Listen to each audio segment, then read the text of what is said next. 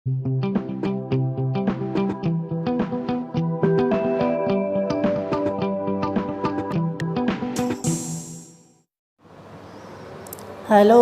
नमस्ते स्टूडेंट्स।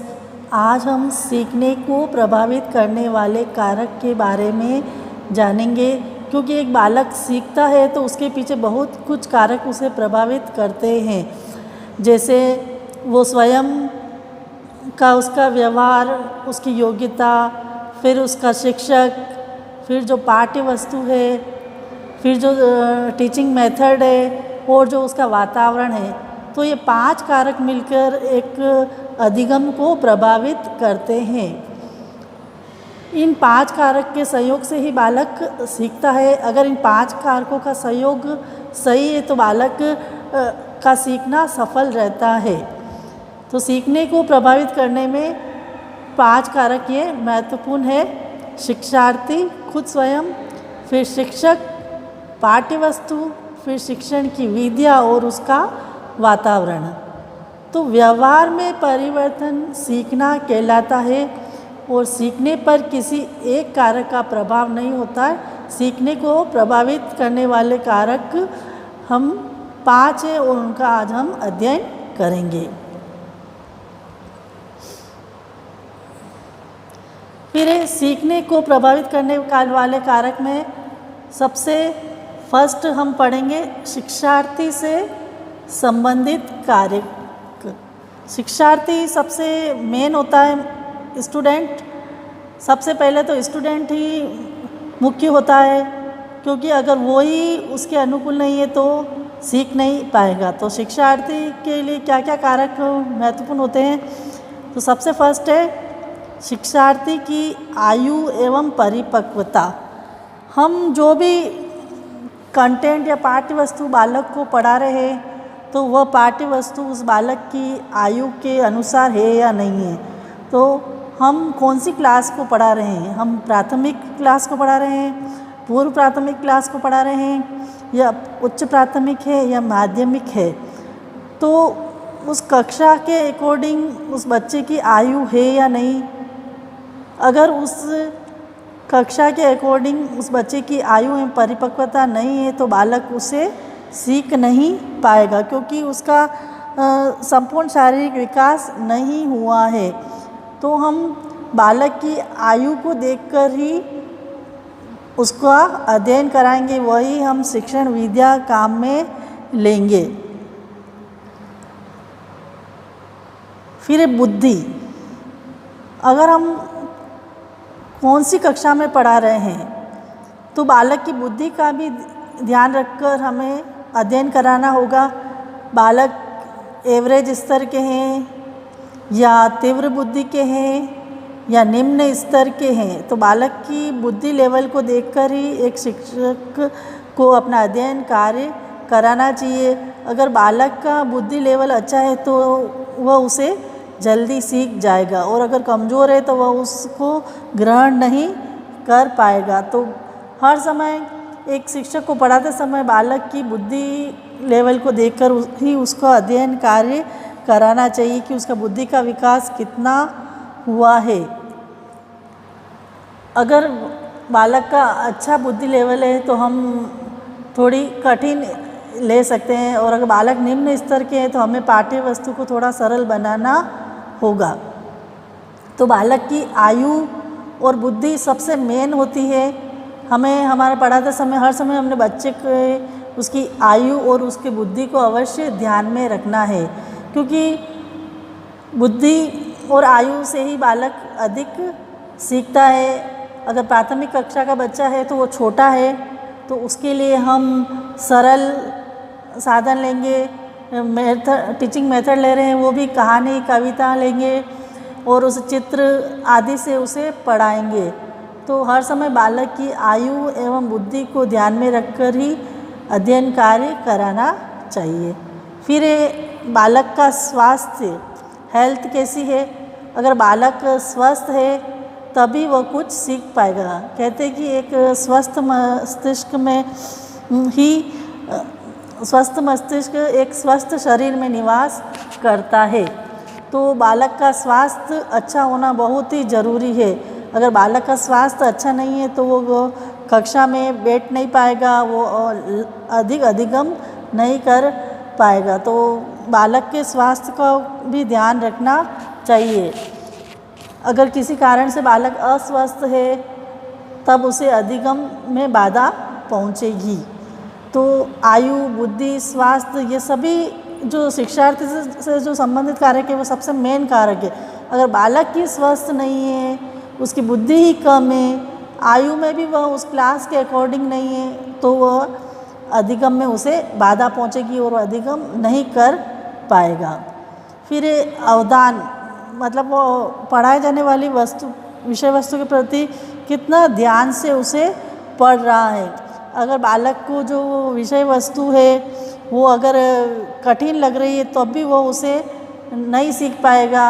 अगर वो उसकी आयु के अनुसार नहीं है तब भी उसे ध्यान से नहीं सीख पाएगा। बुद्धि अगर नहीं है तो भी वो उसको सीख नहीं पाएगा। तो हमें एक बालक के अवधान का भी ध्यान में रखना चाहिए कि कैसे बालक को हम अपने विषय वस्तु की तरफ आकर्षित करें। फिर रुचि, अगर बालक की रुचि नहीं है सिखाई जाने वाली सामग्री में तब भी बालक उसको नहीं सीख पाएगा।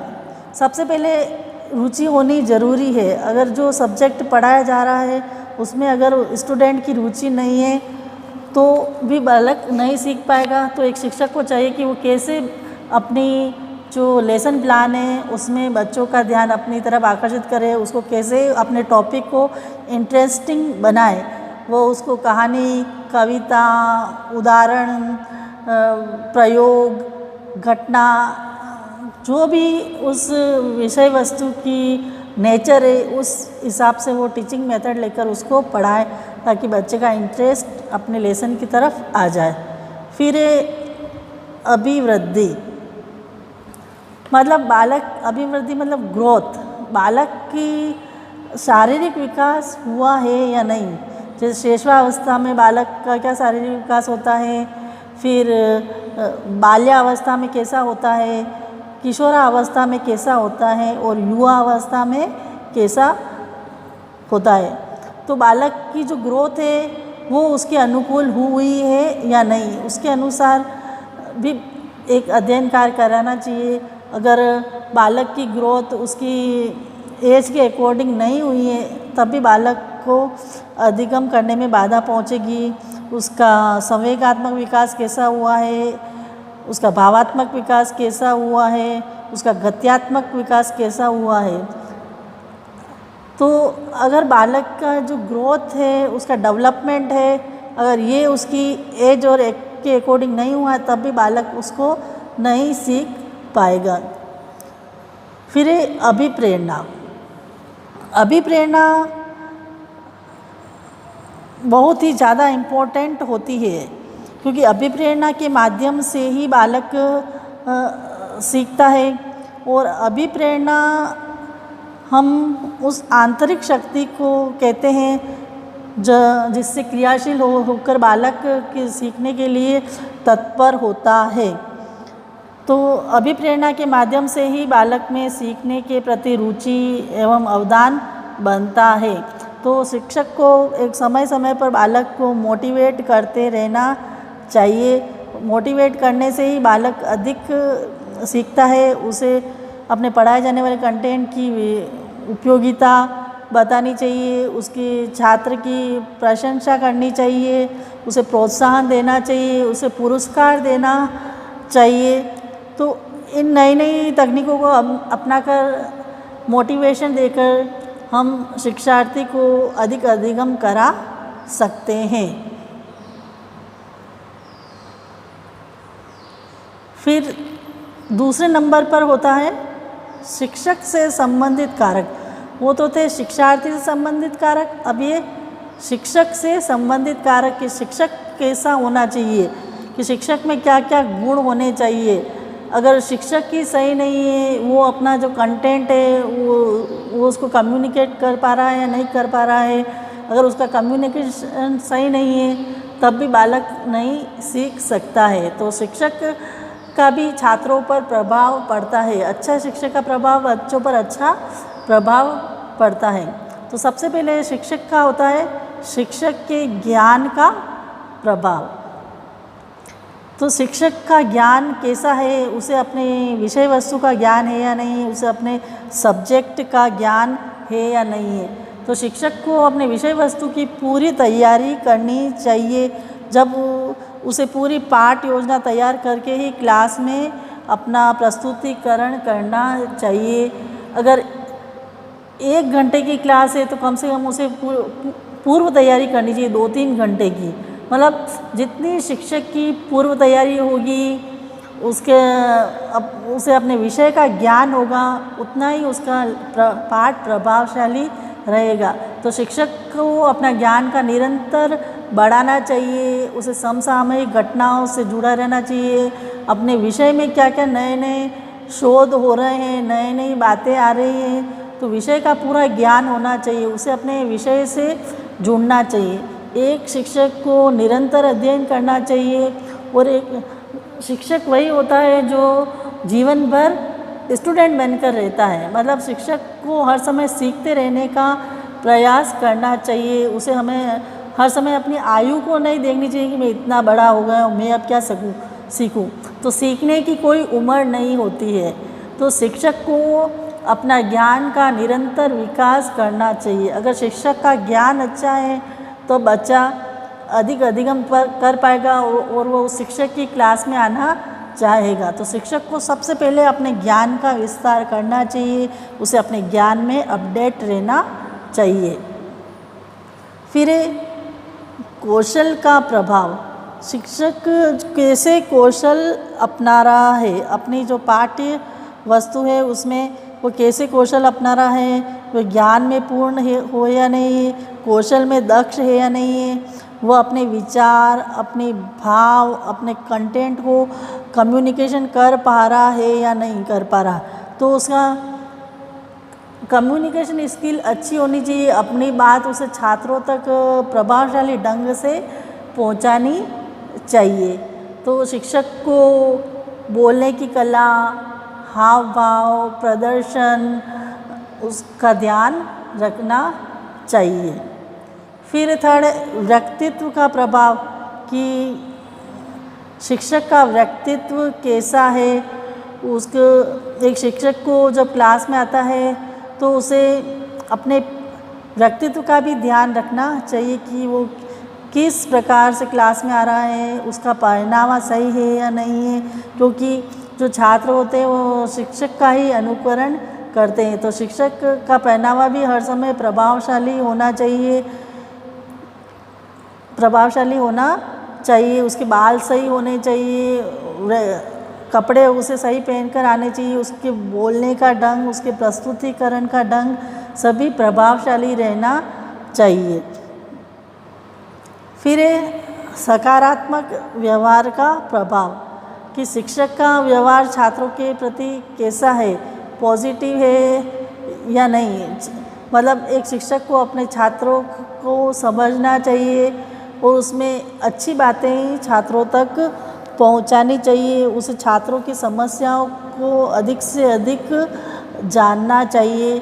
अगर स्टूडेंट को क्या कठिनाई आ रही है, विषय की कठिनाई आ रही है या टीचिंग मेथड की कठिनाई आ रही है या कंटेंट की कठिनाई आ रही है या कोई भी और भी समस्याएं होती है, तो शिक्षक को ये जानने का प्रयास करना चाहिए। फिर वही नकारात्मक व्यवहार, शिक्षक का व्यवहार नकारात्मक नहीं होना चाहिए। बच्चे उसको देखकर अधिक भयभीत न हो, अपना भय नहीं फैलाना चाहिए। शिक्षक को अपना व्यवहार सकारात्मक रखना चाहिए, वो उसे ज़्यादा भयभीत न करे बल्कि उसको समस्याओं को जाने। छात्र स्वयं अपनी समस्याओं को आकर एक शिक्षक को बताए। तो शिक्षक का व्यवहार भी सकारात्मक होना चाहिए, न कि नकारात्मक व्यवहार होना चाहिए। तो ये थे शिक्षक से संबंधित कारक। फिर नेक्स्ट है पाठ्य वस्तु से संबंधित कार्य, मतलब स्टडी मैटर कैसा होना चाहिए। अब शिक्षक का भी हमने देख लिया, शिक्षार्थी का भी देख लिया। नेक्स्ट है स्टडी मैटर कैसा होना चाहिए, जो हम पढ़ा रहे हैं वो छात्रों के अनुकूल है या नहीं है, छात्रों की क्लास के अनुकूल है या नहीं है, उनकी आयु के अनुसार है या नहीं है, उनकी बुद्धि के अनुसार है या नहीं है, उनकी रुचि के अनुसार है या नहीं है। तो पाठ्य वस्तु का भी बहुत ही एक इम्पॉर्टेंट विषय है। तो सबसे पहले है पाठ्य वस्तु की प्रकृति। तो पाठ्य वस्तु की प्रकृति से तात्पर्य उसमें प्रत्यक्ष एवं अप्रत्यक्ष तत्व, औपचारिक एवं अनौपचारिक तत्व होते हैं। पाठ्य वस्तु की प्रकृति हमेशा अच्छी होनी चाहिए, वह सरल होनी चाहिए और वह छात्रों के लिए औपचारिक होनी चाहिए, मतलब वह उसे कहीं भी प्रस्तुत कर सके। पाठ्य वस्तु की प्रकृति में उसे सभी कुछ जोड़ना चाहिए। बालक को वह अधिगम में कठिन नहीं लगनी चाहिए, बल्कि वह सरल लगनी चाहिए और उसे वह समझ में आनी चाहिए, सरल होनी चाहिए पाठ्य वस्तु। फिर पाठ्य वस्तु का संगठन, जो भी हम कंटेंट ले रहे हैं वह संगठित होना चाहिए, क्रमबद्ध होना चाहिए, उसका तारतम्यता होनी चाहिए और उसका जुड़ाव होना चाहिए।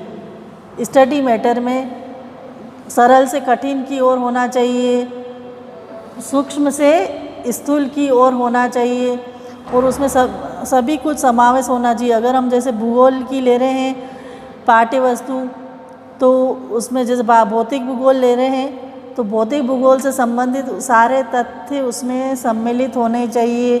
पृथ्वी की संरचना, पृथ्वी की उत्पत्ति कैसे हुई, जलवायु कैसी है, तो पूरे उसके जो भौतिक भूगोल का पूरा ही उसमें संगठन होना चाहिए। फिर पाठ्य वस्तु का जीवन से संबंध होना चाहिए। जो भी पाठ्य वस्तु पढ़ा रहे हैं वो जीवन से संबंधित होनी चाहिए। छात्रों को पढ़ के लगे कि ये मेरे जीवन में यह काम में आएगी, तो वो पाठ्य वस्तु छात्रों के लिए उपयोगी होनी चाहिए। अगर पाठ्य वस्तु छात्रों के लिए उपयोगी है तभी छात्र उसे अधिक सीखने का प्रयास करेंगे, अन्यथा वो नहीं करेंगे, उन्हें वो निरर्थक लगेगा। फिर एक कठिनाई स्तर, डिफ़िकल्टी लेवल, पाठ्य वस्तु न तो अधिक कठिन होनी चाहिए और न ही अधिक सरल होनी चाहिए। पाठ्य वस्तु हर समय छात्रों की एज, उनकी कक्षा के अनुकूल होनी चाहिए। अगर ज़्यादा कठिन है तब भी बालक उसे सीख नहीं पाएगा। पाठ्य वस्तु हर समय छात्रों के पूर्व ज्ञान पर भी आधारित होनी चाहिए। हम जैसे अब 5वीं क्लास की भूगोल का बना रहे हैं तब हमें सोचना चाहिए कि बच्चा इसके बारे में क्या जानकारी रखता होगा। प्रीवियस नॉलेज, मतलब बच्चों की प्रीवियस नॉलेज का ध्यान में रखकर भी हमें पाठ्य वस्तु बनानी चाहिए, न अधिक सरल हो न ही अधिक कठिन हो। पाठ्य वस्तु बनाते समय छात्र की कक्षा, उसकी आयु, उसकी बुद्धि और उसकी रुचि को देखकर ही उसका कठिनाई स्तर निर्धारित करना चाहिए।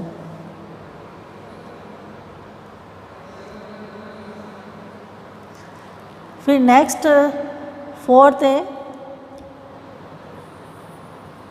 शिक्षण विधि से संबंधित कारक, टीचिंग मेथड रिलेटेड फैक्टर। अब शिक्षण विधि कैसी होनी चाहिए, तो शिक्षण विधि की उपयुक्तता। शिक्षण विधि हर समय छात्रों की वही कक्षा को देखकर, उसकी आयु को देखकर ही हमें काम में लेनी चाहिए। छात्र प्राथमिक कक्षा है तब हम खेल खेल में शिक्षण विधि लेंगे, कहानी कविता विधि लेंगे, और अगर उससे बड़ा है तो हम प्रयोग लेंगे, प्रदर्शन विधि लेंगे। तो इस प्रकार हम छात्रों की कक्षा और उसकी आयु को देखकर ही हम शिक्षण विधि काम में लेंगे। हमारा विषय वस्तु कैसी है, पाठ्य वस्तु कैसी है, उसकी प्रकृति कैसी है, उसके अनुकूल हम शिक्षण विधि लेंगे। अगर हम भूगोल पढ़ा रहे हैं तब हम जैसे मानचित्र प्रदर्शन विधि लेंगे, भ्रमण विधि लेंगे। ऐसे अपने विषय वस्तु की प्रकृति के आधार पर हम शिक्षण विधि को लेंगे। अगर हम विज्ञान पढ़ा रहे हैं तो प्रयोग प्रदर्शन विधि लेंगे, प्रयोग करवाएंगे, छात्रों को लैब में ले जाएंगे। और तो अपने विषय के अनुकूल ही शिक्षण विधि लेनी चाहिए। हिंदी पढ़ा रहे हैं तब हम आगमन निगमन विधि काम में लेंगे, उनको कहानी सुनाएंगे। तो इस प्रकार हम अपने विषय वस्तु की प्रकृति के आधार पर ही हम शिक्षण विधि लेंगे, तभी बच्चे को अधिक सीख पाएगा। अगर हम सामाजिक विज्ञान पढ़ा रहे हैं तो हम जैसे हम उनको भूमिका निर्वहन विधि, उसे रोल प्ले मेथड कहते हैं, बच्चों में नाटक करवा के हम उसे अपना अधिगम कार्य कराएंगे। तो शिक्षण विधि हर समय अपने विषय के अनुकूल होनी चाहिए, विषय की प्रकृति के अनुकूल होनी चाहिए। फिर शिक्षण साधन एवं तकनीक, हमें एक शिक्षक को हर समय शिक्षण साधन एवं तकनीक का इस्तेमाल करना चाहिए। समय के अनुकूल उसे शिक्षण साधन एवं टेक्नोलॉजी अपनानी चाहिए। जैसे वर्तमान समय में जैसे हम देखते हैं आईटी का ज़माना है, computer, radio, projector, overhead projector, mobile phone, net वगैरह, स्लाइड, इन सभी का जो लेटेस्ट न्यू टेक्नोलॉजी होती है उसका इस्तेमाल करके अगर हम अधिगम कार्य करवाएंगे तब छात्र उसे अधिक से अधिक सीख पाएंगे और छात्रों को उसमें रुचि होगी। तो न्यू जो भी लेटेस्ट टेक्नोलॉजी आती है उसको अपने शिक्षण कार्य में सम्मिलित करके ही छात्रों को अधिगम कार्य करवाना चाहिए, तभी शिक्षण अधिगम कार्य सफल रहेगा। फिर पाठ्य सहगामी क्रियाएं, को करिकुलर एक्टिविटी, पाठ्य सहगामी क्रिया के माध्यम से बालक अधिक सीखता है, उसको विद्यालय आने में भी रुचि रहती है। हर समय अगर हम उनको किताबी ज्ञान ही देंगे तब बालक नीरस रहेगा। तो विद्यालय में पाठ्य सहगामी क्रियाएं होनी चाहिए, जैसे समय समय पर प्रतियोगिताएं होनी चाहिए, खेल कूद होना चाहिए, चित्रकला होनी चाहिए, नाटक प्रतियोगिताएं होनी चाहिए। तो इन पाठ्य सहगामी क्रियाओं होनी चाहिए। SUPW वर्क होना चाहिए, जिससे अपने छात्र का सर्वांगीण विकास होता है। पाठ्य सहगामी क्रियाओं का से छात्रों का सर्वांगीण विकास होता है। पाठ्य सहगामी क्रियाओं से छात्रों का शारीरिक विकास होता है, मानसिक विकास होता है, बौद्धिक विकास होता है। और इन अगर पाठ्य सहगामी क्रियाओं में हम बुनियादी शिक्षा ले लें तो छात्र अगर विद्यालय में पढ़ाई करके बाहर निकलता है तब उसके जीवन के लिए भी उपयोगी होती है। तो पाठ्य सहगामी क्रियाओं से छात्रों का चहुमुखी विकास होता है।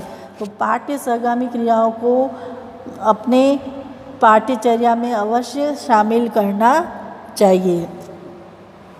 फिर अभ्यास एवं उपयोग, अब जो हम पढ़ा रहे हैं शिक्षण विधि उसका बार बार वह छात्रों के लिए कितनी उपयोगी है उसका भी हमें ध्यान में रखना चाहिए। और छात्रों को बार बार जो दिए गए ज्ञान है उसका अभ्यास कराना चाहिए। थॉर्नडाइक का एक नियम है अभ्यास का नियम, बालक जितना उसके प्रैक्टिस करेगा, उसे बार बार सीखेगा तो उसका अधिगम कार्य सफल रहेगा। तो शिक्षक को बार बार अपने छात्रों का प्रैक्टिस कराती रहनी चाहिए। तो अभ्यास के माध्यम से ही छात्र सीखते हैं।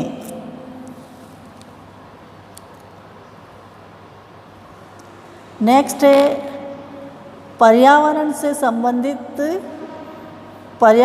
संबंधित कारक, इन्वायरमेंट रिलेटेड फैक्टर। इसमें जो सबसे प्रमुख है जैसे मनोवैज्ञानिक कारक है, सामाजिक कारक है और ये भौतिक कारक है। जैसे मनोवैज्ञानिक कारक में हम ये ध्यान रखेंगे कि हम अपना शिक्षण कार्य करा रहे हैं तो वो समय छात्र के लिए उपयुक्त है या नहीं है, छात्र उसमें रुचि ले रहे हैं या नहीं है। तो छात्र थके हुए हैं तो नहीं है, छात्र बीमार तो नहीं है, छात्रों का मन तो नहीं लग रहा है और जो हम पढ़ा रहे हैं वो समय अनुकूल है या नहीं है। जैसे हम अपने टाइम टेबल में गेम्स अगर सबसे पहले रखेंगे तो वो सही नहीं रहेगा। सबसे पहले हमें समय सारणी में हमें कठिन विषयों को रखना चाहिए, क्योंकि जब बालक जब विद्यालय में सवेरे सवेरे आते हैं तो वह सीखने के लिए ज़्यादा तत्पर रहते हैं। तो इन मनोवैज्ञानिक कारकों का ध्यान में रखना चाहिए। गेम्स वगैरह के पीरियड हमें समय सारणी में अंतिम कालांश में रखने चाहिए, क्योंकि वो तब तक बच्चे थक चुके होते हैं और ऐसे समय में अगर हम खेल कालांश रखेंगे तो अच्छा रहेगा, बालक उससे सीखेगा और उसे इंटरेस्ट रहेगा।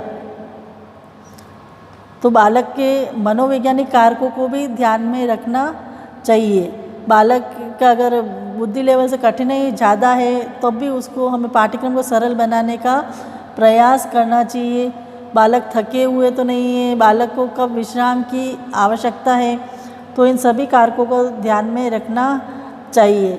अगर प्राथमिक कक्षा के बालक है तो वो उनको हम खेल खेल में सिखाएंगे। उच्च प्राथमिक के बालक के लिए हम अलग शिक्षण विधियाँ काम में लेंगे और माध्यमिक कक्षा है तो उनके लिए अलग अलग काम में लेंगे। उनके समय को भी ध्यान में रखेंगे। अगर प्राथमिक कक्षा के छोटे बालक है तो हम विद्यालय का समय कम रखेंगे। तो बालक की साइकोलॉजी को ध्यान में रखकर भी हमें अपने पीरियड वगैरह निर्धारित करने चाहिए। फिर जैसे सोशल फैक्टर, सामाजिक कारक भी बच्चे के सीखने में प्रभावित करते हैं। सामाजिक कारक में जैसे हम बच्चे का परिवार ले लें, समाज ले लें, उसका विद्यालय ले लें, उसके घर के आसपास के दोस्त, इन सभी का उसके बच्चे के सीखने पर प्रभाव पड़ता है। सामाजिक, उसके परिवार का वातावरण सही है या नहीं है, परिवार में की आर्थिक स्थिति कैसी है, माता पिता का व्यवहार कैसा है, माता पिता है या नहीं है, माता पिता की आर्थिक स्थिति कैसी है, उनका व्यवसाय कैसा है, परिवार का माहौल शांत है या अशांत है, उसके दोस्त कैसे हैं, दोस्तों का व्यवहार कैसा है, बालक की संगति कैसी है, उसके परिवार के लोग कैसे हैं, विद्यालय में आता है तो विद्यालय का वातावरण कैसा है, विद्यालय में उसके दोस्त कैसे हैं, विद्यालय में उसके शिक्षक कैसे हैं। तो सामाजिक कारक में बहुत कुछ कारक होते हैं जो एक बालक को प्रभावित करते हैं। अगर घर, परिवार, आसपास का वातावरण, विद्यालय का वातावरण सही नहीं है तब बालक विद्यालय आने में डरेगा, वो नहीं आएगा। तो इसके वातावरण की जानकारी भी एक शिक्षक को रखनी चाहिए और उसे समय समय पर, जैसे विद्यालय में पेरेंट्स टीचर मीटिंग, जन साधारण आदि की राय लेनी चाहिए। और विद्यालय में बालक का व्यवहार कैसा है, पेरेंट्स टीचर मीटिंग के माध्यम से हम उसके अभिभावकों तक पहुंचा सकते हैं और अभिभावक भी बालक की कोई समस्या होती है तो शिक्षकों तक पहुंचा सकते हैं। तो सामाजिक कारक भी बालक के अधिगम पर प्रभावित करते हैं। फिर भौतिक